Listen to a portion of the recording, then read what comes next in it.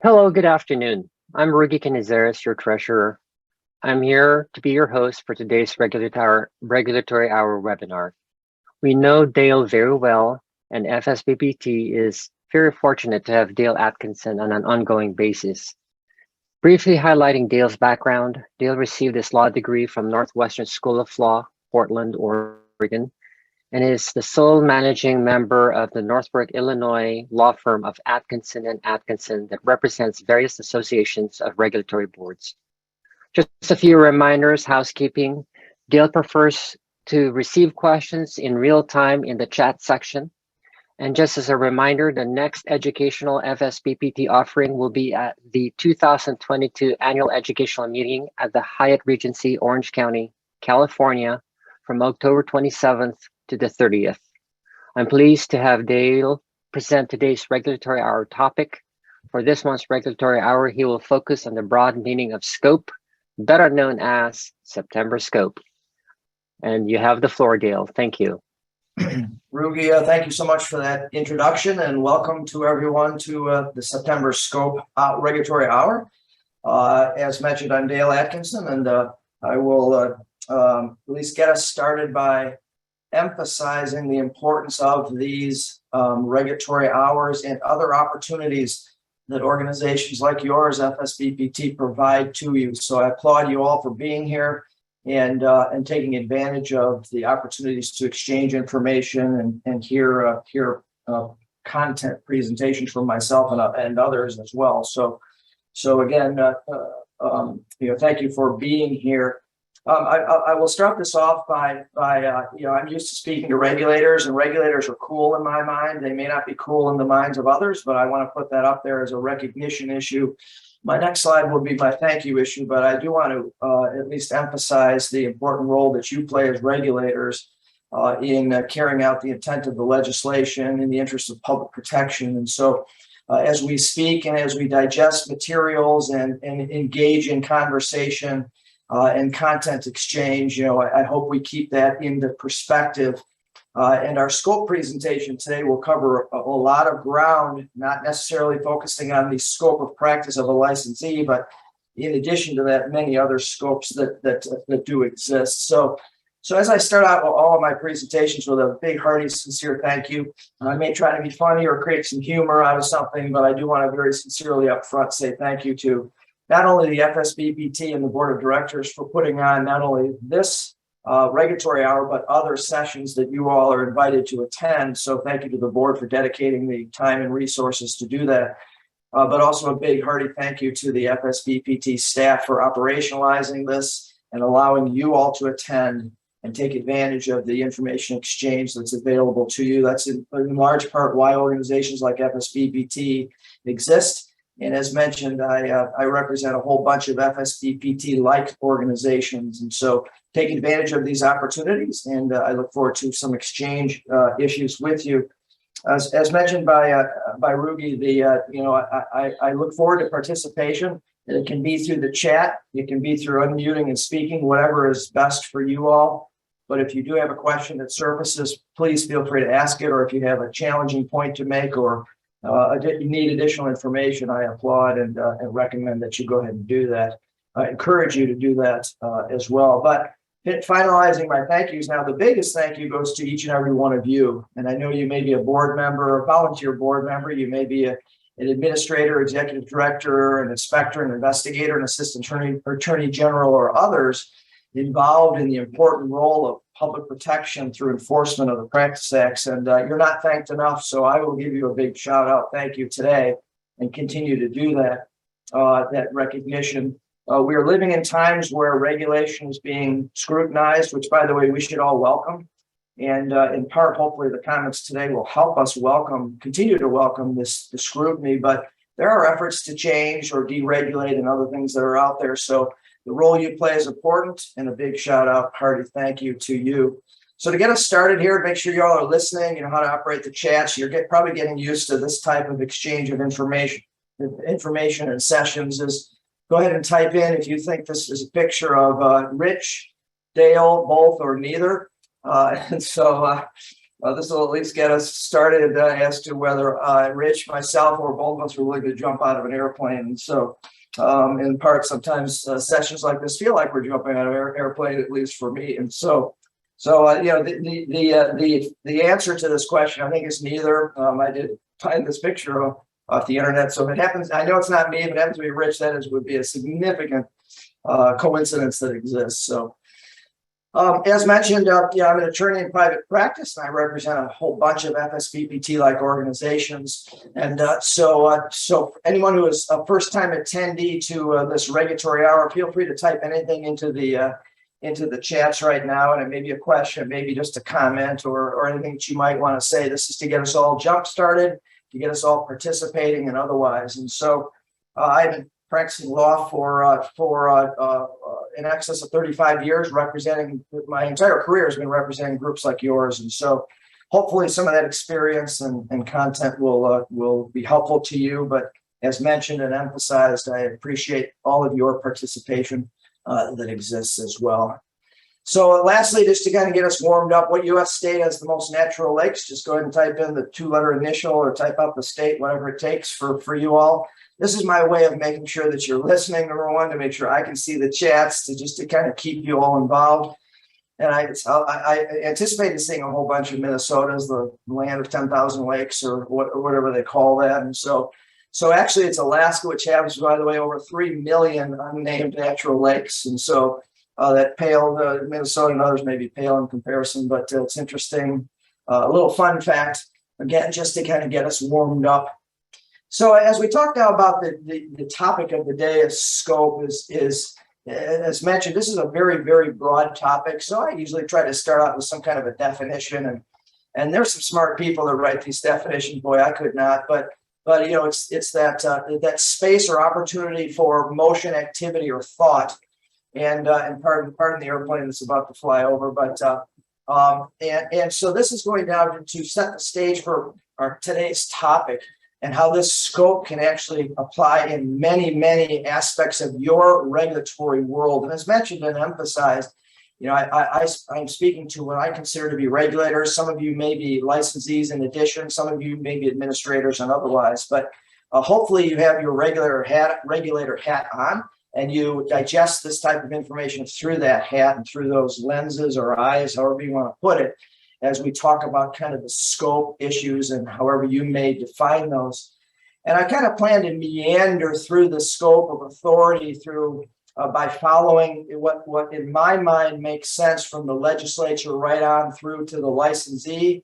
And I'm going to use this by talking about a particular case. It's a physical therapy case, but we will talk about the many the many areas where scope is relevant to you all in the regulatory community. And as I've mentioned, the legislative branch, the executive branch, the judicial branch, the board itself, and then ultimately the licensee. And this is really actually an interesting case that allows us to, I think, meander through this and take pauses and talk about the scope and how important and relevant it is to your worlds as regulators, as those that are involved with the regulation of a profession, and of course specifically physical therapy. So there's a 2016 South Carolina Supreme Court case that we will help to use, that we will use to navigate through this process. I don't want to, and by the way, if anybody has a comment about this particular case and its holding or anything else, feel free to just unmute and tell us, or type it in the chat. I'm not using this case to make a statement about scope issues or related to physical therapy practice, although there is relevance to that. I am using it to identify what I think are some important aspects of decision-making that creates a regulatory scheme or structure by which you all live and then ultimately enforce. And so either way, whether there's been an opinion, or if you know about this case, feel free to jump in. But a little bit about the case itself to kind of just get us started.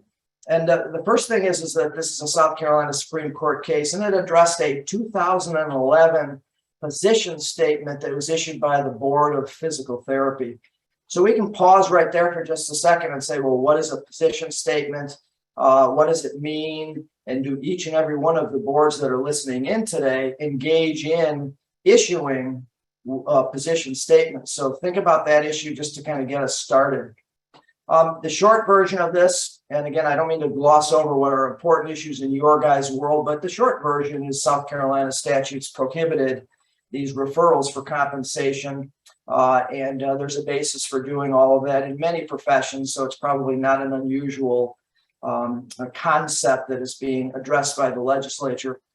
But the board position statement, this 2011 position statement, found that the referral prohibition was inapplicable to individual physical therapists or associated physical therapy groups, group employments of other PTs and PTAs. And so it allows the, if you will, referral within the PT employment group, if you will. And I think the important aspect to this, and while that may not be shocking, is the next bullet point on this particular slide, is that the 2011 position statement was preceded by a 2004 board position statement. Again, position statement, what are those, and do you engage in issuing those? But that 2004 position statement concluded that physical therapists employed by physicians or physician groups for compensation would violate this prohibition on referrals. So we have a situation set up in 2004 where there could not be these referrals from physicians to physical therapists. And then we have a 2011 position statement that allows referral within physical therapy groups. And so hopefully that's making sense so far. Now, importantly, after the, importantly, this matter was now challenged. This 2011 position statement was challenged by a couple of surgeons and a physical therapist who are arguing under the Equal Protection Clause of the U.S. Constitution that the statutes and these prohibitions of physician referrals to physical therapists within their employment settings was prohibited. And so they argued Equal Protection Clause on an Equal Protection Clause basis.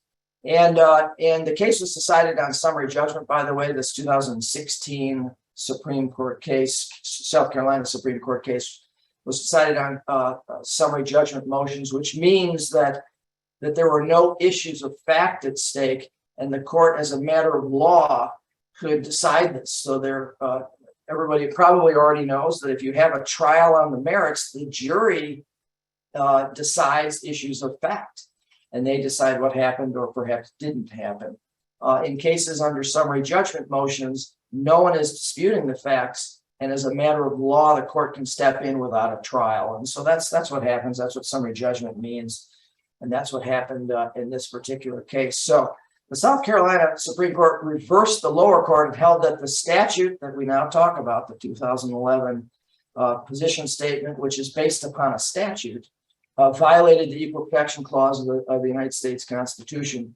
And importantly, the court was overruling a previous case, which was called Sloan versus the South Carolina Board of Physical Therapy, decided in 2006. And the Sloan case addressed the same issue, but under the 2004 position statement entered or rendered by the board itself. And it held, that Sloan case held, that it did not violate the Equal Protection Clause. And so the Equal Protection Clause provides that states shall not deny any person within its jurisdiction equal protections of the law. And that bottom bullet there is a technical legal point, but since there's no suspect class at stake nor any fundamental right at stake, the court uses a rational basis test to determine whether a statute is constitutional. So in this case now, the Supreme Court in 2016, the South Carolina Supreme Court, ruled that the statute and the interpretation of the statute under the 2011 position statement that allowed physical therapists to again refer within the practice, but prohibited the physician physical therapist referrals was an equal protection problem. It could not withstand that constitutional scrutiny, so it did strike that down. In addition, the Supreme Court also addressed the issue of that board position statement, saying that it was actually a regulation that needed to be promulgated following the Administrative Procedures Act because it was a binding norm, as they called it, applied to everybody across the board, was subject to enforcement, and those that violated it may be subject to an adverse action against their license or otherwise. And so two big issues here at stake. One is just the equal, I shouldn't say just, one is the Equal Protection Clause and the constitutionality of a statute.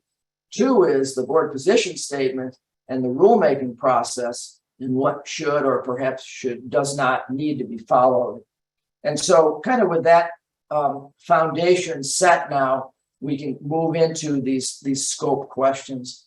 And we'll start with what I think is the obvious place to start, and that is the legislative scope.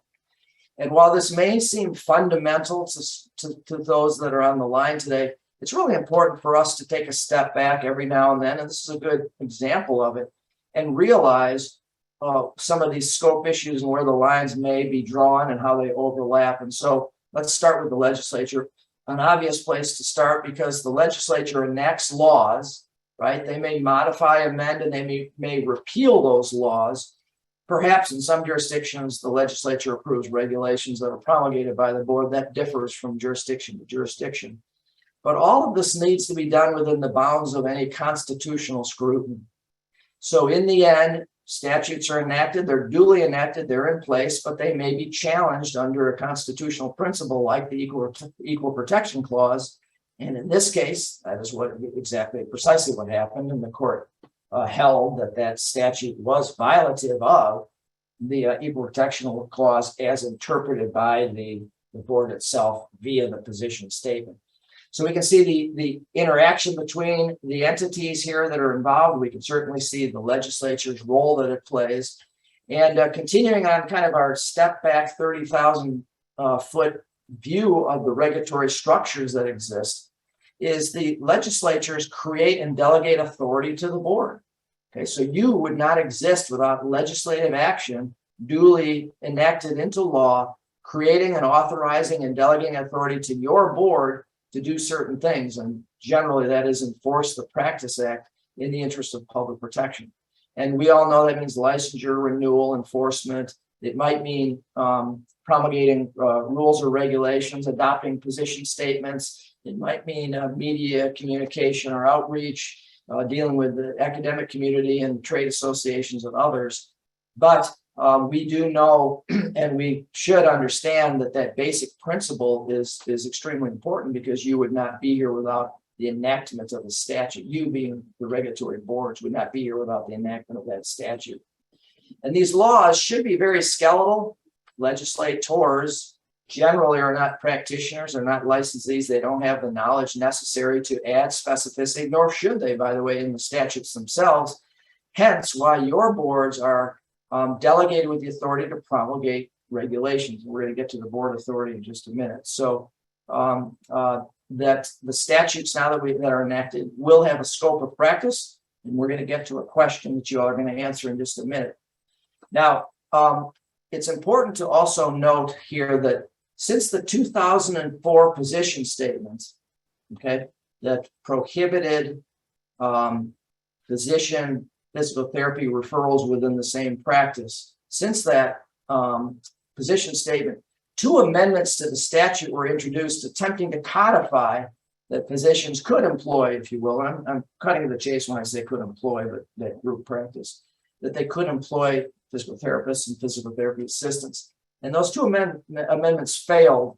And the reason I bring that up is the importance of the legislative history that occurs when boards and courts ultimately interpret statutes. So here the legislature was asked to codify the allowance of this, and those failed. So can we draw conclusions that the legislature did not intend to allow this physician physical therapy relations, the physical therapist relationship? So keep that in mind as we navigate through some of these next particular slides. So moving to the executive branch, and the scope, if you will, of the executive branch is to enforce the duly enacted statutes. Sounds simple, and the executive branch is the enforcer of duly enacted laws that exist. The administrative arm of government boards like you all generally fall under that executive branch of government, hence why the systems are set up to allow appointments by governors to populate the boards themselves and to oversee that, and perhaps repopulate boards or remove board members and otherwise. And so that generally will fall under that scope of the executive branch of government for purposes of enforcement of these regulatory structures that are set up by the legislatures. So I mentioned they populate the boards through an appointment process, and the executive branch has certain authority that may continue to exist from a scope standpoint. And COVID is a really good example of that. There were numerous executive orders that actually waived or modified some of the requirements that existed both under statutes and or the rules or regulations during COVID to ease some of the pressures, allow some of the practice areas, recognize some interstate issues and otherwise. And so that scope of authority is not only important, but it is under significant challenge in many ongoing cases that are currently existing, where there is an ongoing challenge to whether the executive branch of government had the authority to actually waive some of these requirements.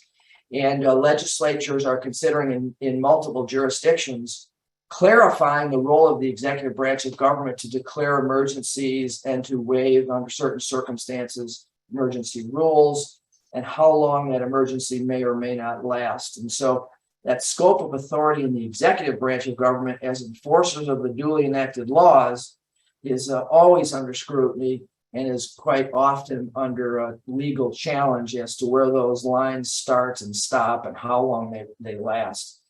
If something is no longer an emergency, perhaps the executive branch of government no longer then has the authority to create these waivers and otherwise. And I think you all know, who are listening in today, and many of the professions I work with understand the effect of these declared emergencies and waivers that existed. And it's creating a lot of current legal issues, not only challenging whether that authority exists, but also then challenging when you resurrect or reinstate the requirements.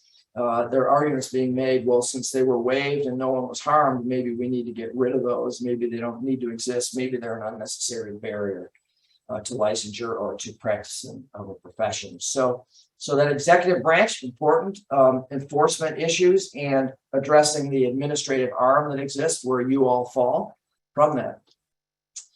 So the judicial branch and the scope of the judiciary is next up, and the judicial branch adjudicates justiciable matters before the court. So there has to be a dispute that can be resolved by the courts in order for them to be asked to adjudicate that.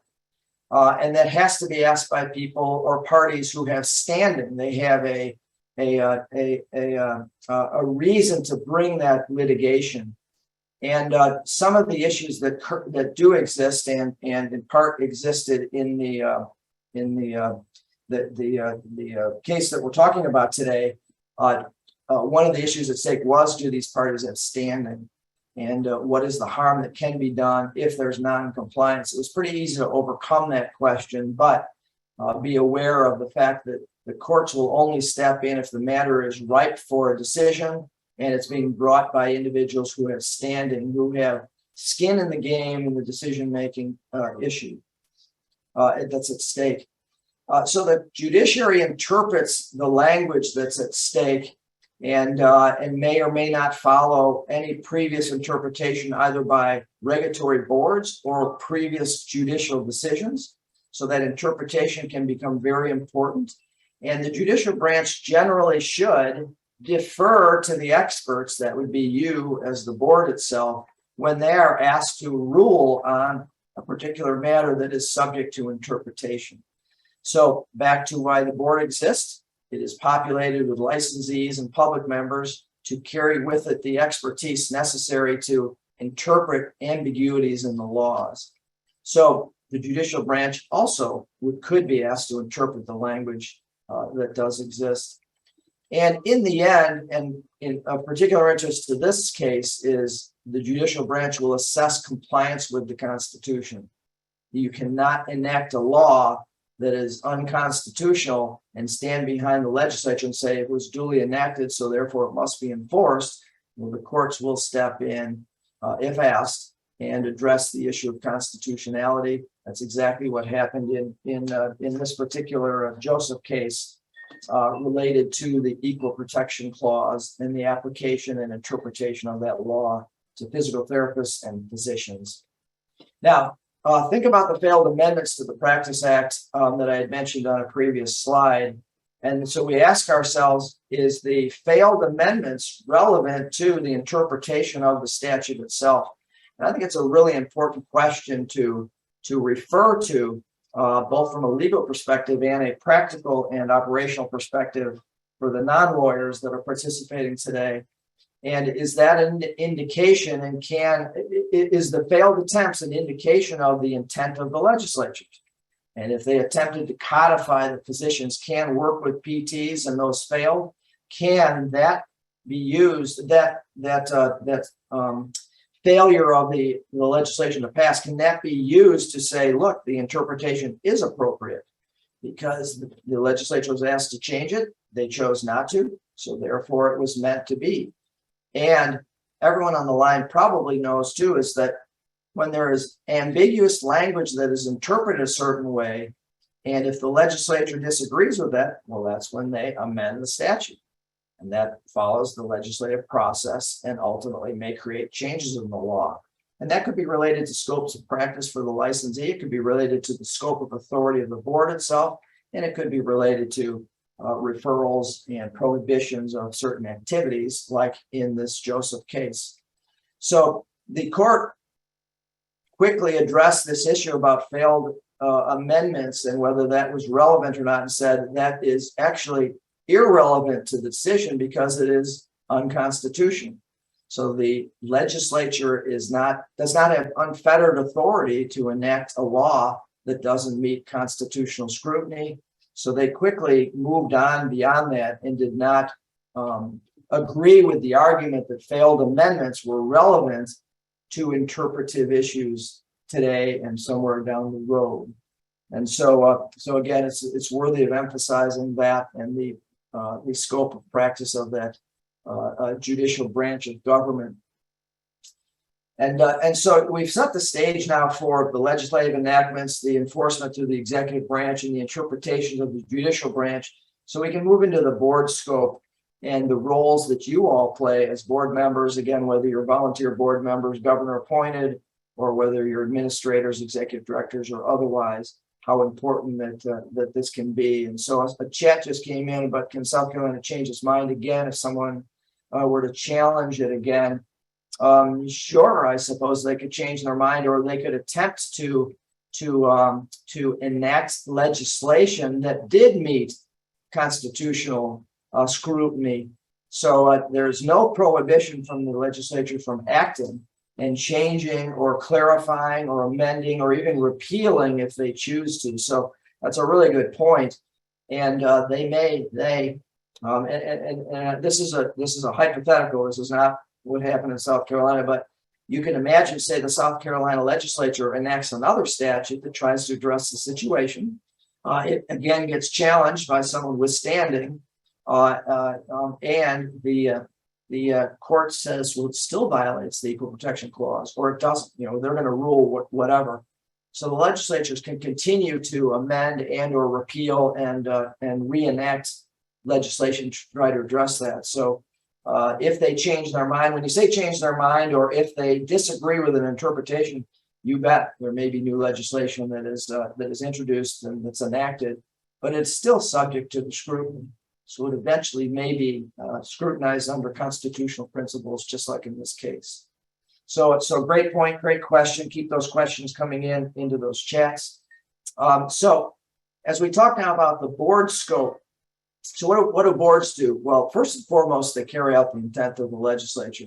It's one of my favorite lines to use. It's very deferential, and it certainly illustrates that you as board members understand what your role as a board is. But we carry out the intent of the legislature, and you could make a list very long of all the things that you do as a regulatory board itself. But this carry out the intent of the legislature sums it up. And so that's the scope of your authority. you can only act within the scope of the legislation that created and authorized you to be a board, that delegated the authority to you itself. You cannot act outside that scope, and if you do, you may be challenged. And if you do in a very egregious setting, it may create questions that threaten the immunity that you enjoy as a board member. So remember in general that scope that you have as a board, the parameters or the boundaries of it are set by the legislation itself. Doesn't mean that you can't aggressively interpret, doesn't mean that you will not be able to interpret ambiguities and resolve matters, but that is where your authority starts and stops. Rely upon legal advice when it comes to these types of questions, and make sure your board lawyers are attending your meetings so they can provide you with ongoing advice and input on some of the activities you wish to potentially undertake. Secondly, on that second bullet, the boards can promulgate regulations and rules to add specificity to what should be skeletal statutes. As I said earlier, the reason that boards are populated with licensees, or as the U.S. Supreme Court calls you, active market participants, the reason that it's populated with licensees in addition to public members is to provide the expertise necessary to promulgate rules that add more specificity. It also allows the interpretations with those with knowledge and expertise of the profession itself to resolve some of these potential ambiguities and to ultimately enforce. Now, that is not to say that the public members don't play a role, because they play an extremely important role, but the expertise within the licensees who are on boards, again, provide it with this efficiency and expertise basis that's important to the operations of the board itself.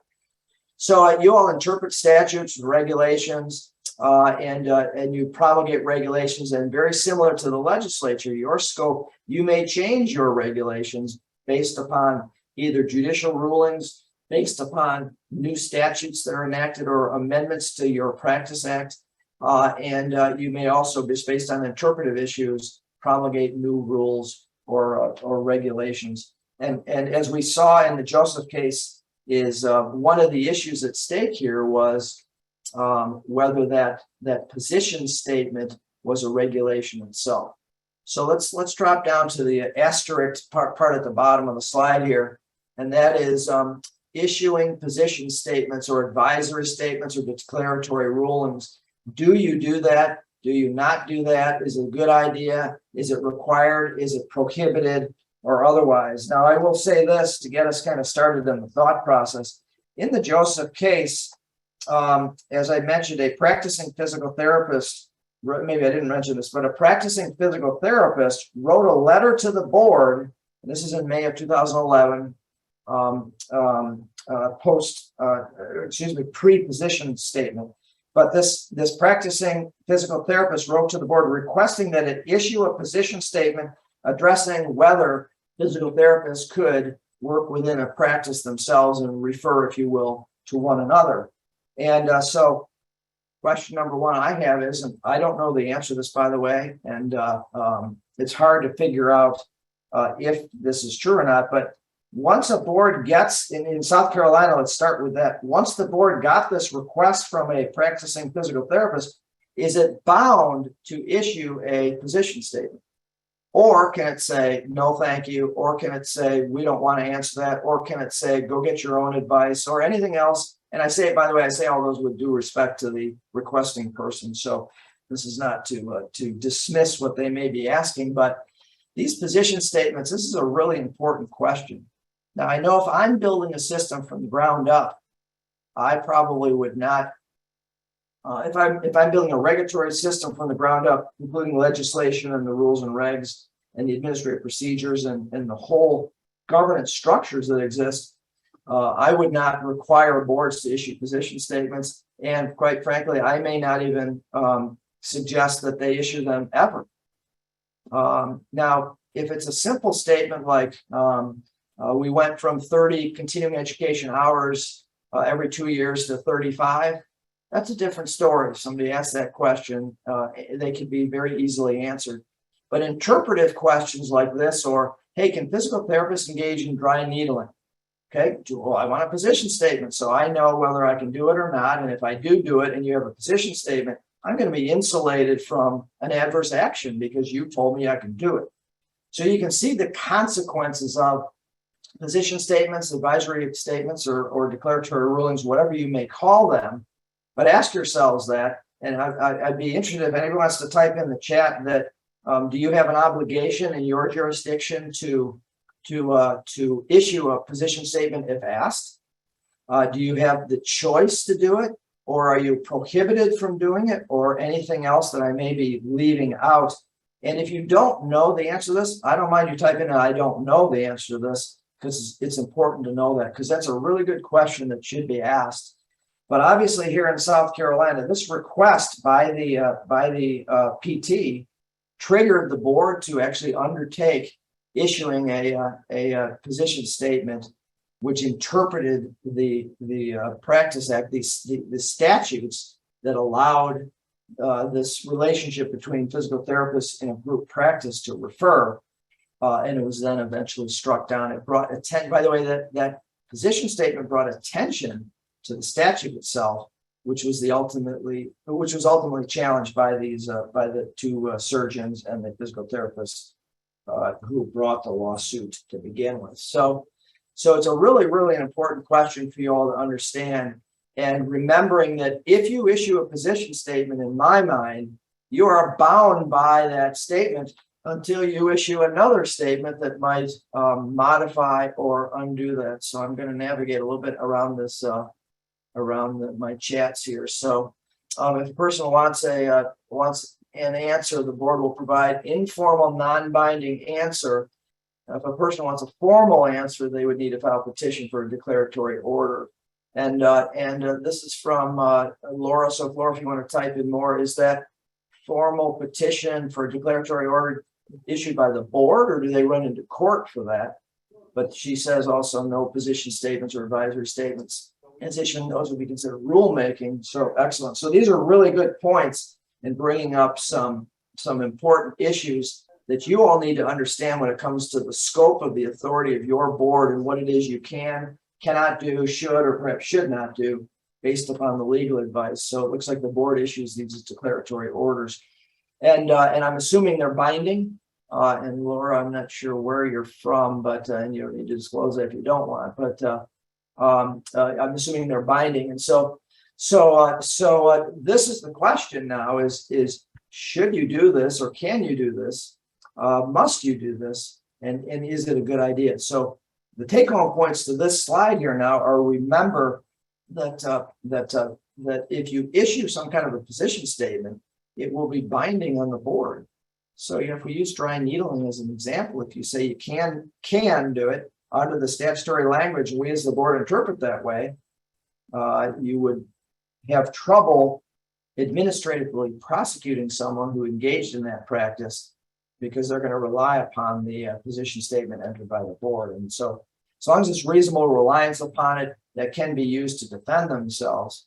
So you want to be pretty careful about this issue. On the flip side to that now is the importance of a position statement can be telling not only your population, the licensees, and the consuming public, but it is also speaking to the legislature, which may say, oh, that's not what we meant, and then they may amend the statute. So there's pros and cons to all of these. So you need to understand how they may or perhaps may not come into play. Related to the board's scope now, and to kind of wrap that up, is I also have absolutely no problem with boards communicating with the legislatures that the statute is ambiguous, we're not sure how to interpret it, and we ask that you help clarify this by amending the statute to include, and finish my sentence for me, include dry needling in the scope of practice, because it's important. It's a consumer protection issue, and the public is being harmed, if you will, by not allowing this to happen, or access to practice, or anything else. So these position statements can also set the stage for potential legislative action. So you need to be thinking about all aspects of this and how it may come into play. So That seemed like a whole lot right there, and hopefully this is all sinking in and making sense to you all. The last bullet on this, above the position statement is enforcement. Obviously, that's the scope that you have to enforce the Practice Act consistent with the intent of the legislature in the interest of public protection, and through that, you're issuing licenses, you're renewing licenses, you may be providing adverse actions, and all the other things that you all know that you do, that you should be able to articulate that exists there. So let me get back to my slide here.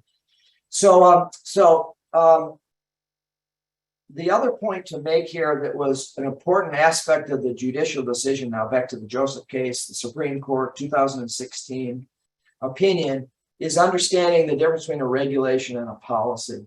And most of the cases that I see, in my office, we track regulatory cases, we write them up and we speak on them for many of our clients, for most all of our clients.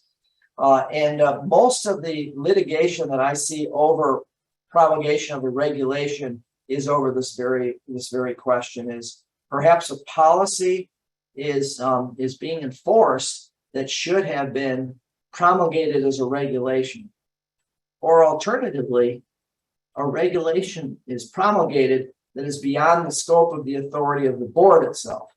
So kind of those two issues are usually the ones at stake when it comes to litigation challenging the promulgation of a regulation. Now, as a reminder, back to this case, the board did not promulgate a regulation. It just interpreted the Practice Act, issued the position statement, and was enforcing it that way, which led to the question of, is this really a policy? Is this a regulation? And what should have been done? So the Supreme Court here in 2016, the South Carolina Supreme Court in 2016 said, when there's a close question whether a pronouncement is a policy statement or a regulation, the agency, you, the board, should promulgate the ruling as a regulation in compliance with the Administrative Procedures Act. Only makes sense to me, especially if it's a big, important issue that will have significance to all practitioners.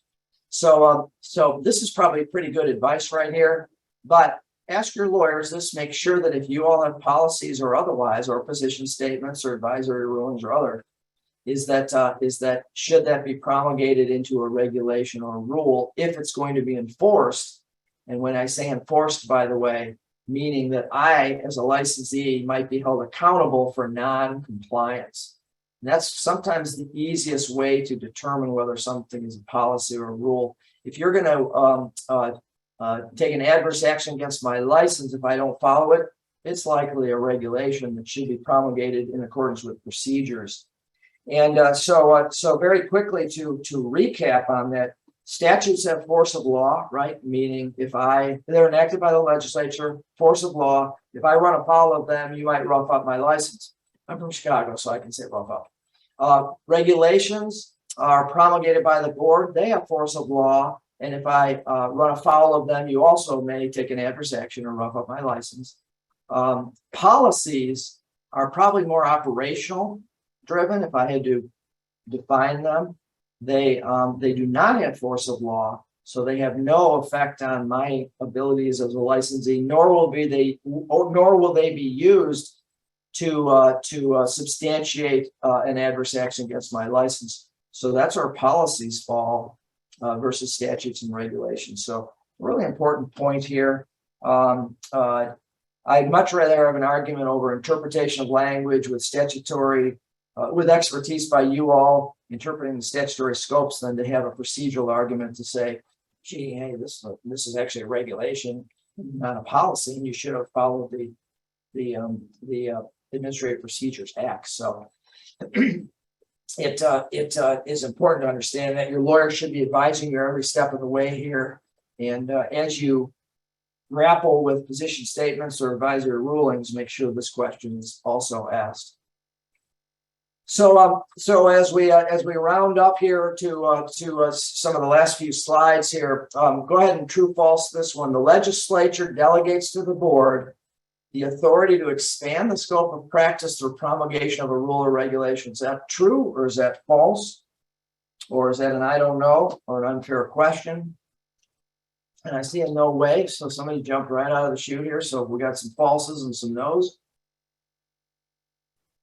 And that's and I believe this to be a false statement as well. So you want to be careful as you understand your scope related to the legislative scope is that you as a board are working with the parameters of the statute, and you don't have the authority to expand that scope of practice as a regulatory board. You cannot expand that scope through promulgation of rules or regulations. You cannot expand that scope through adoption of policies. Technically, you cannot expand that scope through even interpretation of ambiguous language, although that's arguable because if there's room to interpret it that way, well, that's why you're the expertise. So we could actually debate that last point that I made, but in short, the legislature is the one that will expand that scope or change the scope or contract the scope, whatever it takes to assure both compliance and consumer protection in the end. And so all those falses that came up there, you're going to win a prize here, and Rich and Bill Heather will make sure that you get your prizes because you got that question right. So hopefully you all are smiling when I say that. And everybody understand this concept here and how important that it can be. So, as we kind of approach our last few minutes here, and I'm certainly open for any questions anybody may have here is the scope within the licensee's perspective. Now, the obligations of the licensee is to understand and comply with the statutory scope, okay, as interpreted by both your board, by the courts potentially, by the promulgation of regulations, by advisory opinions, by position statements, by declaratory rulings, whatever it takes. It's up to that licensee to understand what their scope is. Now, some of you who may have tuned in today may have wanted to talk more about licensee scope. Hey, that is up to each of the practice acts and the scopes that are going to be defined within the law itself, within the statute itself, perhaps interpreted by the board through the promulgation of regulations or otherwise. But it's up to the licensee to know that. And if they do not know that, well, perhaps they then can do one of two things. They can seek legal advice and then follow that legal advice, or they can ask the board. And as we've talked about now, what does the board do with that question that's being asked? And we have position statements right on through. So not to overemphasize that, but it's up to them, they being the licensees, to determine whether they can or cannot do something, but they may, in fairness, want to ask the board for its opinion. So without me, a non-physical therapist, trying to get into interpretation of language, there are plenty of questions out there, again, about the scope the scopes that do exist, how they should or will be interpreted, and whether certain modalities or other practice areas are allowed or perhaps not allowed. But I will say this from a regulatory perspective, back to what you all do as boards, embrace the overlapping scopes. Do not interpret your statutes as if only we / physical therapists can do this and no one else can do this. That is an antitrust claim waiting to happen. That is a turf battle and the potential allegations against the board that you're just protecting your own profession. So you want to stay away from that. You want to walk and talk like regulators. But back to now this slide and the licensee scope, it's really, in my mind, up to the licensees to make that determination. But I can certainly see why questions might be asked. So by design, this is not specific to physical therapy. You all are better to make those types of questions and determinations. But if you don't see the issues, we'll never get to the bottom line. So hopefully these remarks that I'm making today will help identify how you may be involved in the scope you have from the legislation right on through to the executive branch, judiciary, board, rule promulgation, all the way to the licensee, and how it may be relevant to consumer protection, which is your ultimate goal to enforce in that interest. So a licensee scope, they should, again, seek the advice that they may or may not have, and modalities change, technology evolves, and we know that. And the legislation is always behind when it comes to technological advancements. It can't help it. That's just how government operates. And so, again, important for you all to know you're enforcing the Practice Act, but the licensee scope is going to be determined by the licensee, except for perhaps in the jurisdictions where you do these position statements. or where you're mandated to provide a position statement. And I didn't see a whole lot of chats in there, so I'm going to interpret that as you may not know the answer to that question, but you certainly ought to be prepared for questions that might surface where a licensee asks about the parameters of their scope. Again, with the reminder that you all cannot expand that scope. That's a legislative function that exists.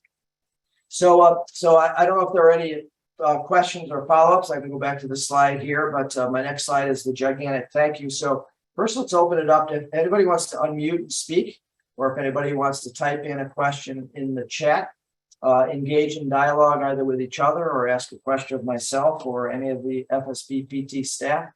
We're happy to try to answer those if possible. I'm hoping that these remarks helped set the parameters, help set some of the stages, and certainly identify the important scopes that apply all the way across the board in the regulatory arena that we all work in. So if I'll stall for just a second, but if not, can I at least end my remarks? And I'm happy to again answer questions if they do surface. End my remarks with not only are regulators cool, you all are cool, but you do need to be thanked related to the activities you undertake. Thank your organization, FSBPT, for providing collective voice, collective wisdom, collective content to exchange with each other to help better your situations, if you will, or to better your knowledge related to your obligations and duties as board members. And so a big shout out, thank you to the board of directors, Ruggie, you and the board. A big shout out, thank you, Bill and Rich and Jeff, to the staff for the operationalization. But the big shout out, thank you, goes to all of you on the line today related to your obligations as regulators and public protectors. So, Ruggie, I'll turn it back over to you. Thank you, Dale. And again, on behalf of the Federation, I sincerely thank your expertise and your commitment to increasing our awareness for regulation. It doesn't look like anybody has any questions, so I think we're all good. Thanks again, Dale. I appreciate it. And thank you, everybody who has participated, and looking forward to see you soon in either virtual or in person for future FSBPT webinars and educational series. Looks like we have 2 messages. Oh, they're all saying thank you. We're all good, Dale.